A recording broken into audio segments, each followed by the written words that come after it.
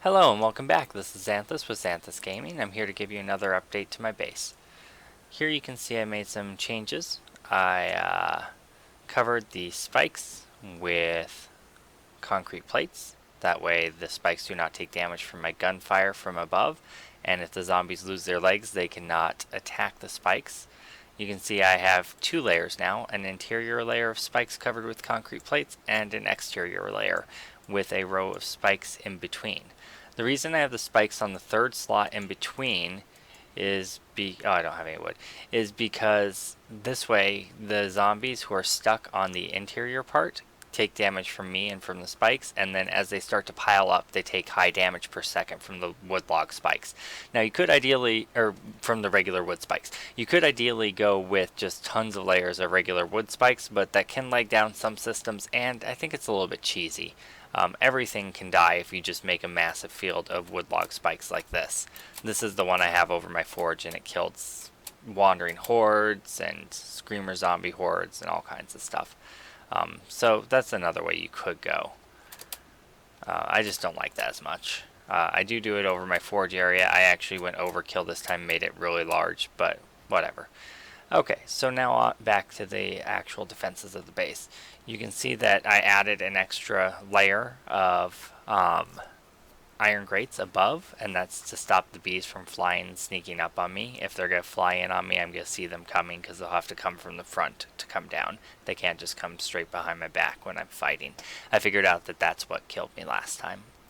I also added the bars out another 4 layers, and so I had to add additional support pillars to account for that. You'll notice that I use iron trussing as the load bearing block, and that's because iron trussing has a higher max load than even concrete does. So you want to use that as your load bearing blocks whenever possible. Anything connected to it will use its max capacity rather than the things they're connected to. So it's whichever block is connected down straight to the ground, and that would be that one in that case. So I'll take you in and you can just have a look. I made a few other changes to the interior, I think, from the last video. I have supply boxes on the inside as dump chests now, so that as I'm looting I can dump.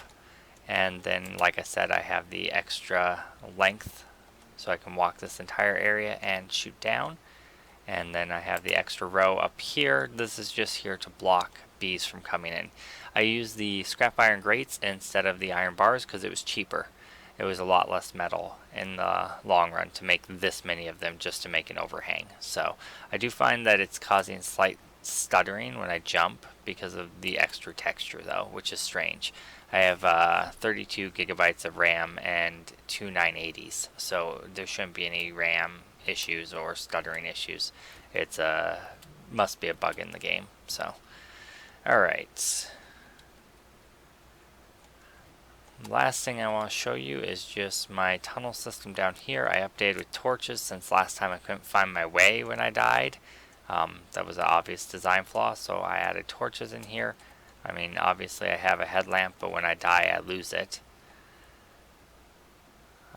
In addition to that, I don't think I showed you guys my mine last time. I go in sections of 1 or 2, and that way when you find minerals you can just mine them out in the wall and then just keep digging. I had a massive node on this side that I hit over here, and it just ended up being just huge, and I got tons and tons of stuff from it. Always make sure you put support pillars every so often so that you don't have a cave-in. As long as there's no dead space between ground and air and you just connect it, it counts as solid ground basically and gives support. And so that is kind of the updates to my base, as mine was just really large. Okay.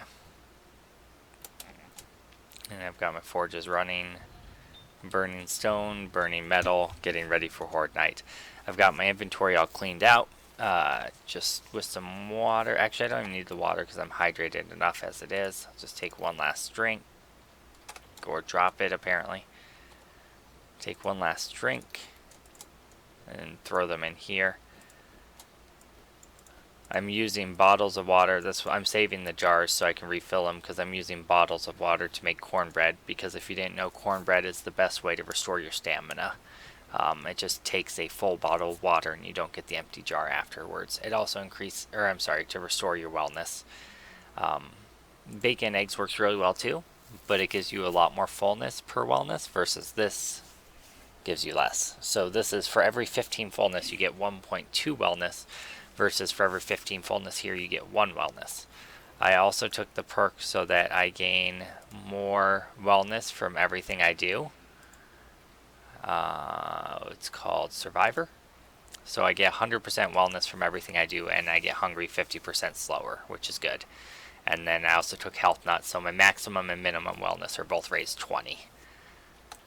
Okay, so that's pretty much it for where I'm at right now. You could hear the zombies above dying on the spikes, so we can run up and grab the loot. Oh, they're not done dying, I guess. Usually on your horde day you get a random wandering horde, so you can choose to go up and deal with it and have fun, or you can just let it kill itself, whatever.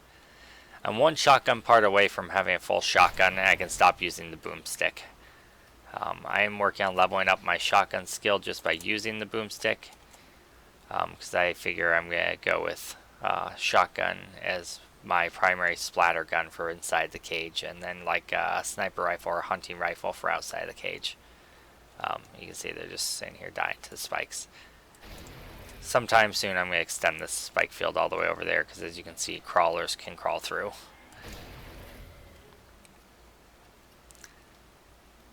So that's pretty much the gist of everything. I'll loot this real quick on camera, see if I get anything. Screamer. I leave 2x2 paths at various points so I can get in there and get loot. Cornmeal. I can make tons of cornmeal. I don't actually need that. I'm right next to cornfields, so I can have thousands upon thousands of cornmeal if I want. I think I have 200 something in my base downstairs. Just another like 4,000 corn too. Alright, so I'm going to drop off the nails. I got really lucky with guns. I found a couple different purple quality pistols. I upped my scavenging to 60, and then my quality Joe to 3 out of 3. And I got a really nice iron reinforced club that's actually better than the club I can make with forged iron. It has a higher entity damage. And then I also got really lucky and got a 600 level pistol. So, yep, this is just a random dump chest where I'm too lazy to run back downstairs. I just dump stuff in here. So, that's it for the tour of the base for now. I don't know what I'm going to do to further extend it. It's getting pretty large. I think it should hold against most everything. I'm going to upgrade those to steel, the pillars on the inside. And then I'll probably upgrade the base to steel as well, just because it'll take the most pounding of everything. And maybe these plates out here will be steel, because they'll take more. I'm not sure about the plates though, because steel is a lot more expensive to make, and I don't know, concrete's really easy to get at this point in the game. Steel takes a bit more effort. So I don't know if I want to really have the repair costs of steel on those plates. I don't know. Tell me what you guys think. Let me know if you think I should upgrade those to steel, or if I should just keep them concrete for easy repairing. That's it for now. I will be back with the Horde Knight defense in just a few seconds. If you click on the video link, I'll see you there. Thanks for watching. Ooh, we got a repair. Where was that? I saw it. I saw the numbers. Oh, it was the concrete above. So that's the other nice thing, is you can repair the concrete from down here. Alright, anyway, thank you all for coming.